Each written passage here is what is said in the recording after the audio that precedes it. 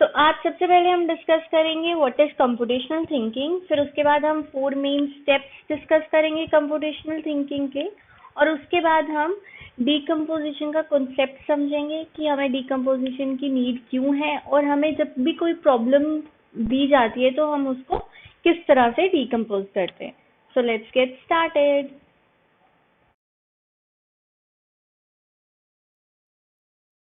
Welcome back to everything computers. तो आज से हम आपकी सेकेंड यूनिट स्टार्ट कर रहे हैं, that is computational thinking and programming. तो सबसे पहले डिस्कस कर लेते हैं कि व्हाट इज कंप्यूटेशनल थिंकिंग। अगर तो आपको इसका आंसर पता है तो please comment down below in the comment section. अगर नहीं पता है तो please continue with the video. तो बेसिकली जब भी आपको कोई कॉम्प्लेक्स प्रॉब्लम दी जाती है तो आप उस प्रॉब्लम को किस तरह से अप्रोच करते हैं। आप उस प्रॉब्लम को सबसे पहले अंडरस्टैंड करते हैं, फिर उसके बाद आप उस प्रॉब्लम के कुछ पॉसिबल सॉल्यूशंस फाइंड करते हैं, और जैसे ही आपको उस प्रॉब्लम के कुछ पॉसिबल सॉल्यूशंस मिल जाते हैं तो फिर आप उन सॉल्यूशंस को रिप्रेजेंट करते हैं। तो बेसिकली अब हम कह सकते हैं कि कंप्यूटेशनल थिंकिंग अलो करती है हमें एक कॉम्प्लेक्स प्रॉब्लम को अप्रोच करने में, कि हम उस प्रॉब्लम को किस तरह से अंडरस्टैंड करते हैं, फिर उसके हम कैसे पॉसिबल सॉल्यूशंस डेवलप करते हैं, और जैसे ही हमें सॉल्यूशंस मिल जाते हैं फिर हम सॉल्यूशंस को किस तरह से प्रेजेंट करते हैं एक ऐसे वे में ताकि उसको कंप्यूटर और ह्यूमन बींग्स दोनों अंडरस्टैंड कर सकें। तो सेकेंड टॉपिक था हमारा डिस्कशन का 4 main steps of computational thinking, यानी कि जब भी आपको कोई कॉम्प्लेक्स प्रॉब्लम दी जाती है तो आप उस प्रॉब्लम को अंडरस्टैंड करने के बाद आपका फर्स्ट स्टेप क्या होता है। तो आपका फर्स्ट स्टेप होता है उस प्रॉब्लम को डीकम्पोज करना, यानी कि आपको उस कॉम्प्लेक्स प्रॉब्लम को स्मॉल पार्ट्स में डिवाइड करना होता है। अब हमें क्यों ऐसे करना होता है तो हम पहले वो डिस्कस कर लेते हैं कि हमें क्यों नीड है डीकम्पोजिशन की। तो अगर हमारी प्रॉब्लम डीकम्पोज नहीं होती होगी तो हमारे लिए वो हार्ड हो जाता है उस कॉम्प्लेक्स प्रॉब्लम को सॉल्व करना। और अगर हमने उसको ब्रेक डाउन कर लिया अपनी कॉम्प्लेक्स प्रॉब्लम को स्मॉल पार्ट्स में, तो फिर हम इजीली हर एक स्मॉल पार्ट को एग्जामिन कर सकते हैं इंडिविजुअली और हर एक स्मॉल पार्ट का सॉल्यूशन फाइंड कर सकते हैं। और जैसे ही हमने ये अंडरस्टैंड कर लिया कि कॉम्प्लेक्स सिस्टम किस तरह से इजी हो जाता है जब हम उस प्रॉब्लम्स को डीकम्पोज कर लें और हर एक प्रॉब्लम स्मॉल प्रॉब्लम को इंडिविजुअली अप्रोच करके सॉल्व कर लें, तो यानी कि जो डीकम्पोजिशन प्रोसेस है वो आपको इजी बना देता है हर एक कॉम्प्लेक्स प्रॉब्लम को अप्रोच करने के लिए। तो अब हम एक एग्जांपल डिस्कस कर लेते हैं डीकम्पोजिशन स्टेप की। तो सपोज जो आपको प्रॉब्लम गिवन है वो है क्रिएटिंग एन ऐप। तो अब आपको इस प्रॉब्लम को डीकम्पोज करना है स्मॉल प्रॉब्लम्स में। तो आपकी फर्स्ट स्मॉल प्रॉब्लम आ जाएगी कि जो भी आपने ऐप क्रिएट करनी है वो किस तरह की ऐप होगी। फिर नेक्स्ट आपकी प्रॉब्लम ये आ जाएगी कि आपकी ऐप दिखेगी किस तरह।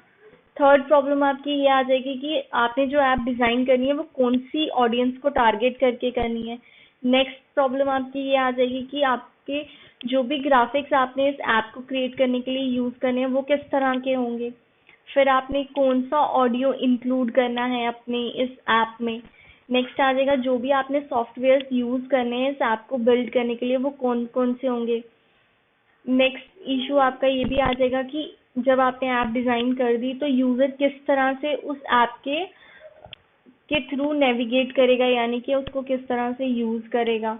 उसके लिए आपको एक यूजर फ्रेंडली ऐप बनानी पड़ेगी।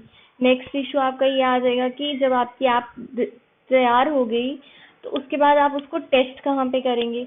चलो आपने उसकी टेस्टिंग भी कर दी तो फिर आप उसके बाद अपनी ऐप को सेल कहाँ करेंगे। तो ये सारी एक स्मॉल प्रॉब्लम्स आ जाएंगी जिनको कि आपको इंडिविजुअली अप्रोच करना पड़ेगा और फिर इस कॉम्प्लेक्स प्रॉब्लम को सॉल्व करना पड़ेगा।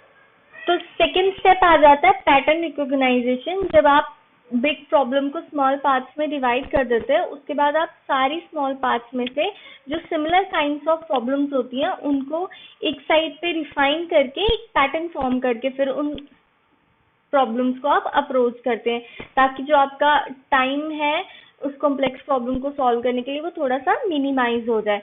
तो इस ऐप वाले एग्जांपल में हम लोग जो हमारी सिमिलर काइंड्स ऑफ प्रॉब्लम्स हैं इसमें आ जाएगी, जैसे कि हमने कौन सा ग्राफिक यूज करना है, हमारी ऐप किस तरह से दिखेगी, हमने कौन सा सॉफ्टवेयर करना है, ये थोड़ी बहुत सिमिलर काइंड्स ऑफ प्रॉब्लम है, तो आप इनको एक साइड पे रिफाइन करके एक पैटर्न फॉर्म करके इनको अप्रोच कर सकते हैं। तो नेक्स्ट स्टेप आ जाता है हमारा एब्स्ट्रैक्शन, यानी कि इस स्टेप में आप जो भी आपकी अननेसेसरी डिटेल्स होती है, जैसे कि इस कॉम्प्लेक्स प्रॉब्लम में आपकी जो भी अननेसेसरी डिटेल थी, जैसे कि आपने कौन से पर्टिकुलर ऑडियंस के लिए बनानी, अगर आप एक जर्नल ऐप बना रहे हो तो आपको मेंशन करने की ज़रूरत नहीं है कि ये इस पर्टिकुलर ऑडियंस के लिए, तो ऐसी जो भी अननेसेसरी डिटेल्स होंगी आप उनको इस स्टेप में रिमूव कर सकते हो। तो लास्ट स्टेप आपका आ जाता है एल्गोरिदम डिजाइनिंग। जब आपने पूरी अपनी प्रॉब्लम को अप्रोच कर लिया, आपने उसके स्मॉल पार्ट्स का भी सॉल्यूशंस इंडिविजुअली निकाल लिया, जो भी अननेसेसरी डिटेल्स थी उनको भी रिमूव कर दिया, फिर आप एंड में उस प्रॉब्लम को रिप्रेजेंट करते हैं स्टेप्स की फॉर्म में। अगर आप उसको स्टेप्स की फॉर्म में रिप्रेजेंट कर रहे हैं तो आप उसको एल्गोरिदम बोलेंगे, अगर आप उसको पिक्टोरियल रिप्रेजेंटेशन में रिप्रेजेंट कर रहे हैं तो आप उसको फ्लो चार्ट बोलते हैं, अगर आप उसको कोडिंग की फॉर्म में रिप्रेजेंट कर रहे हैं जो कि ह्यूमन अंडरस्टैंड कर सकते हो तो आप उसको सीडो कोड्स बोलते हैं। So with this point we have came to end of our discussion. If you like our video, please hit that like button and subscribe to our channel. Thank you for watching.